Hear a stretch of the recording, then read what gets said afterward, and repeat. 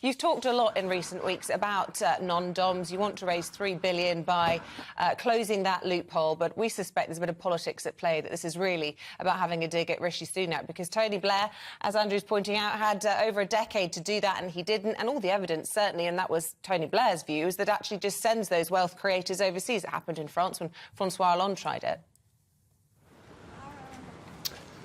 Well, on that specific policy, we think it's the right thing to do, because it's a 200-year-old break, and it allows very wealthy people effectively just to pay a fee in order to decide in which jurisdiction to pay their taxes. But that's only one part of the picture today. The reason that we're having this statement today is really, I'm afraid, a testament to a longer-term economic failure in the country.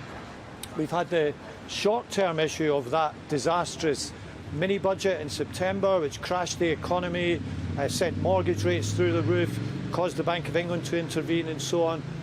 And as Rishi Sunak admitted from the G20 conference in Bali yesterday, it caused serious damage to the country's international reputation. That's one factor today, but it's not the only one.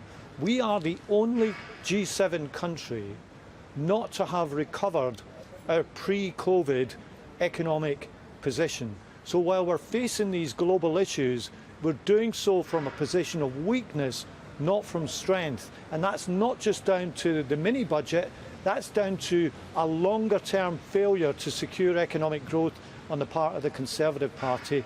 And that's the slow burn reason, if you like, why the Chancellor is having to make yet another statement about tax rises and spending cuts today.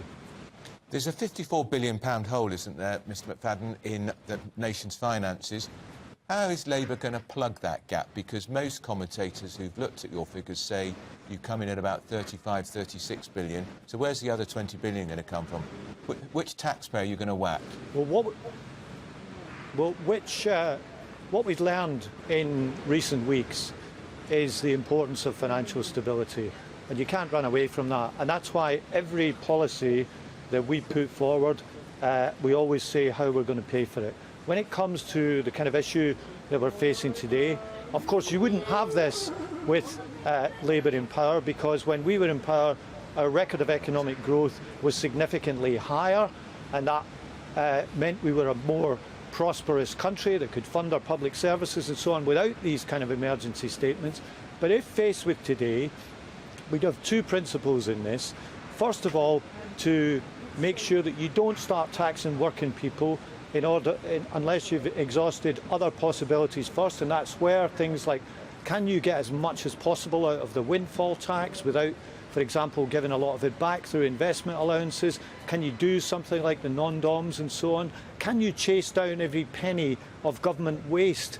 For example, over £6 billion lost in waste and fraud during the COVID years. They set up a special unit in HMRC to try and chase this money down, and then they disbanded it. So you've got to look at these things before you start taxing working people. But we do understand the need for financial stability, and everything that the Labour Party says and promises will be subject to that requirement, because we learned to our cost what happens when you disregard financial stability. It has destroyed the Tory party's reputation for economic competence, and it has been a big part of the reason why the Chancellor's having to come forward with an emergency budget today, the third budget this year.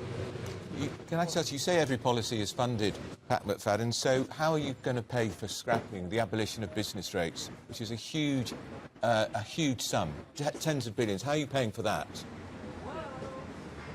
Business rates will be replaced by a fairer business property tax that gets a better balance between our high streets and outdoor centres, something that keeps pace with how the economy's changed in recent years, and also gets a better balance between the digital economy and the physical economy, because right now a lot of the businesses I speak in local high streets like Wolverhampton, they're really suffering because they've got to pay their business rates whether they're making a profit or not.